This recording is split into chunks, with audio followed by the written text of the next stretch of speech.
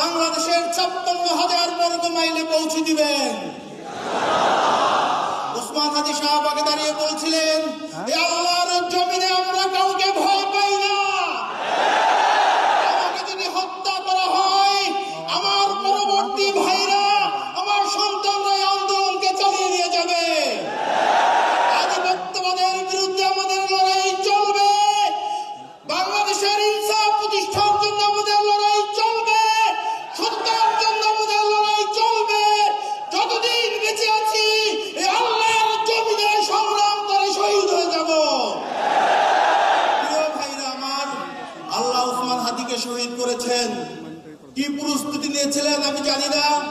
এক শুক্রবার সকালবেলা সে সকল প্রস্তুতি নিয়ে জুমার নামাজ পড়তে আসছে। জুমার নামাজ পড়ে ফেরার পথে সে গুলিবিদ্ধ হয়েছে। পরবর্তী শুক্রবার রাতে সে শাহাদাত বরণ করেছে সিঙ্গাপুরে।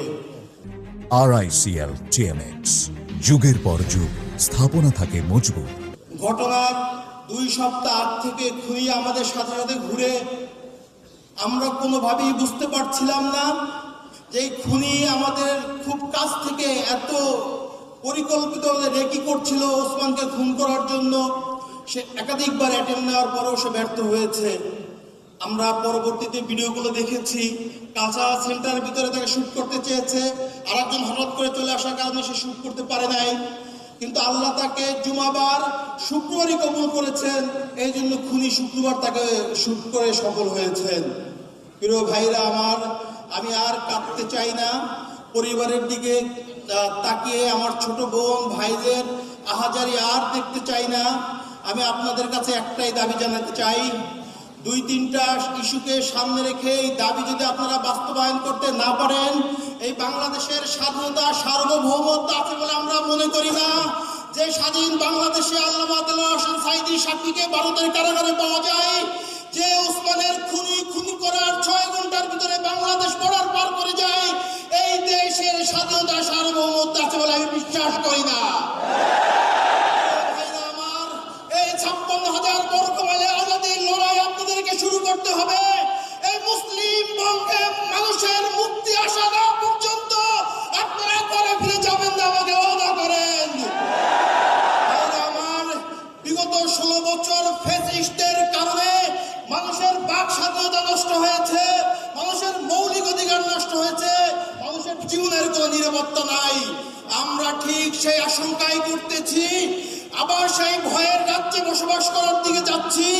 আমাদেরকে মানুষ ভয় দেখাচ্ছে, সামনে নির্বাচন, তোমরা এই খুনের দাবি তুলিও না, এদেশে আবার কোন সরকার ক্ষমতায় আসবে, তারা তোমাদেরকে কথা বলতে দিবে না।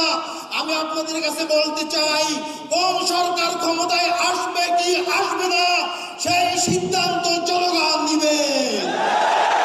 আপনারা কোন সরকার ক্ষমতায় আসবে, আওয়ামী লীগের মডেলে নির্বাচন করে আবার আধিপত্যবাদীদের ক্ষমতায় আনতে দেন, এর জন্য আপনারাই দায়ী থাকবেন। আমার ওসমান হাদির ভাই হিসেবে বলতে চাই না, একজন সহযোদ্ধা হিসেবে বলতে চাই, আগামীর বাংলাদেশ কিভাবে নির্মাণ হবে সেই সিদ্ধান্ত আপনাদেরকে নিতেই হবে। আপনারা যদি এখান থেকে পিছপা হন, কোন ধরনের আঘাত করতে চান, পার্শ্ববর্তী রাষ্ট্র হোক, বাংলাদেশের মধ্যে একটি স্টেট হোক, কারোর সাথে যদি আপনারা আঘাত করে আবার এদেশে ফাঁসিবাদ কায়েম করতে যদি সহযোগিতা করেন, আল্লাহর কাছে আপনারা দাঁড়িয়ে থাকবেন।